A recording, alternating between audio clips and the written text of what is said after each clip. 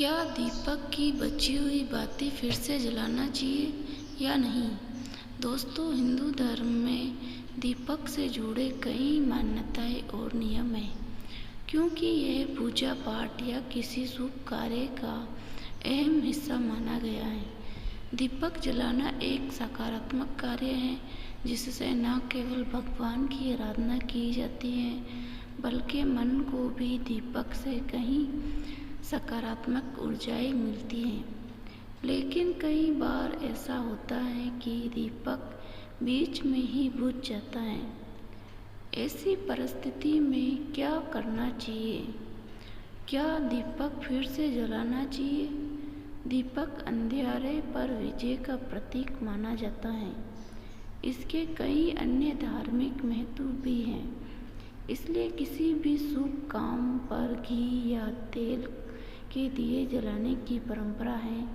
लेकिन दीपक जलाने को लेकर कई नियम भी हैं, जैसे कि दीपक का स्वस्थ होना, दीपक को कहाँ रखना चाहिए, दीपक में कैसी होनी चाहिए बाती, दीपक किस दिशा में और किन किन जगहों पर जलाना चाहिए, किस समय दीपक जलाए और दीपक कैसा होना चाहिए, इत्यादि। इन नियमों का अगर ध्यान रखें भी तो कई बार ऐसा होता है कि कहीं हम दिए जलाते हैं, लेकिन वह किसी कारणवश बीच में ही बुझ जाता है।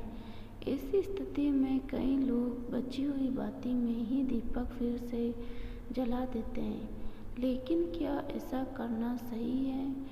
कई बार लोग एक दिन दीपक जलाते हैं और फिर अगले ही दिन उसी बची हुई बाती में दोबारा दीपक जला देते हैं। क्या ऐसा करना भी सही है? चलिए जानते हैं। क्या दीपक की जली हुई बाती फिर से जलाना सही है? धार्मिक मान्यताओं के अनुसार दीपक का बीच में ही बुझ जाना अशुभ माना जाता है। इसलिए यह सलाह दी जाती है कि दीपक को पूरे देखरेख में और सभी सामग्रियों की उचित मात्रा का ध्यान रखकर जलाना चाहिए। अगर दीपक बीच में ही बुझ जाता है तो उसे फिर से नहीं जलाना चाहिए। मान्यताओं के अनुसार दीपक की बची हुई बाती जलाना अच्छा नहीं माना जाता, और यदि दीपक बुझ गया है तो इसे फिर से जलाने की बजाय भगवान से क्षमा मांग सकते हैं। दीपक का बुझना अशुभ माना जाता है और कहते हैं कि दोबारा दीपक जलाने से देवी देवता नाराज हो जाते हैं। ऐसा करने से आपको पूजा का बुरा फल नहीं मिलेगा। अगर आपका दिया बीच में ही बुझ जाए तो उसकी बची हुई बाती को फेंकना नहीं चाहिए, बल्कि उसे सावधानपूर्वक संभाल कर या तो किसी नदी में प्रवाहित कर दे या फिर किसी ऐसी जगह पर रख के आए जहाँ पूजा पाठ के सामान को इकट्ठा किया जाता हो।